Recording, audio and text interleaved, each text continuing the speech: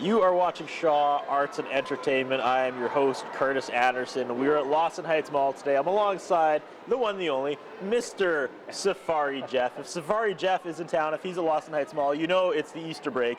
Yes. There were literally hundreds of kids lined up here just minutes ago. Everyone wants to see them, wants to get their picture taken with these incredible specimens. Indeed. And I got to tell you a story right off the bat. Like, I'm really trying not to be a little kid and get giddy being this close to this iguana. Because when I was little, I loved lizards, and Yes. I told my parents I wanted a lizard, and I ended up with newts, which, you know, in my mind it was going to be this, but newts are kind of cool. Still Anyways, a good choice. let's move on. You know, and similar to your story, I got sidetracked onto a clawed frog when I was a youngster as well. So it's amazing, you know, to share the experience with these animals. This year we had a great year. We filmed and photographed in Costa Rica. Yep. Tough gig. A tough gig. Yeah. A lot of that footage you'll see in our live show, of course. And this is one of the new characters that we're featuring this year. There's a spotlight on iguanas in our program. I've been fascinated with iguanas ever since I was young as well. This is Javier.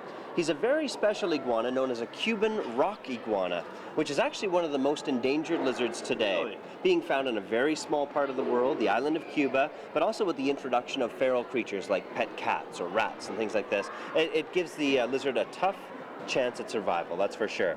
So we're very lucky to share him this week right here at the mall at Lawson Heights. And that's not the only thing new, because each time you come, it's always new. You're not going to see the same show twice here with Safari Jeff. True. I love making it exciting and interesting for me too.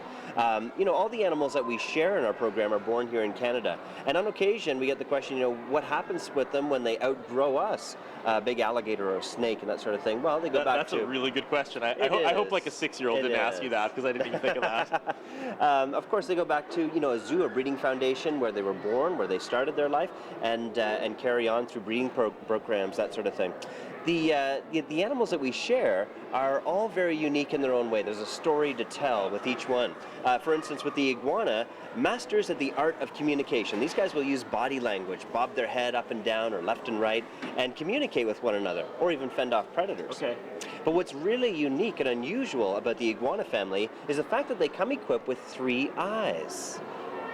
Can you see where the other one is? No, I was just going to say, all right. What's he saying about me? Because he's All right. transfixed by my shirt, so Yes. should I be nervous? Well, take a look. No, okay. you're in good hands. A third eye, what's known as the third eye, is located at the top of its head, this jewel-like scale. Iguanas have this characteristic, all iguanas, from the desert iguana to tree iguanas, the green or the marine as well. But this third eye enables them to sense light and temperature change, and even see the silhouette or shadow of a bird as it flies overhead. Amazing. So it gives these animals an advantage at survival, naturally, looking at predatory creatures flying high up above, not only in today's times and modern times, but many moons ago. Are you worried? Like, is he a flight risk? These guys are they're pretty quick, aren't they? Like, he's not going to hop off and run through the crowd. My word of advice to our friends watching, never work with and film or photograph animals and children. That's my specialty. I love it. No risk.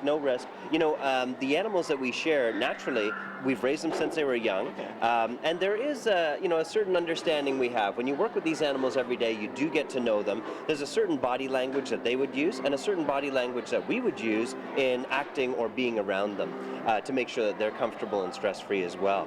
It's very exciting to come to the show, and as you mentioned, I mean, there was hundreds of folks here today. It's a great kickoff as always. I love coming to sunny Saskatoon.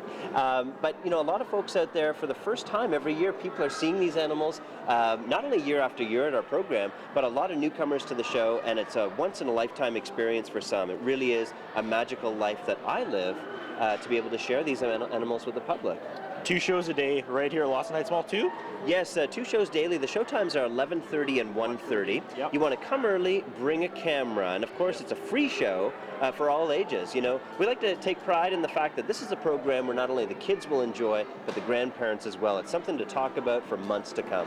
You're such a joy to interview. I don't even have to ask questions. It's just like, I love it. Your thing. Awesome. Thank you so much. We'll see you again next year. Great to see you, Curtis, as All always. week right here at the Mall of Lawson Heights. Come on. See you down there. When are you going to see this? Where else are you going to see this?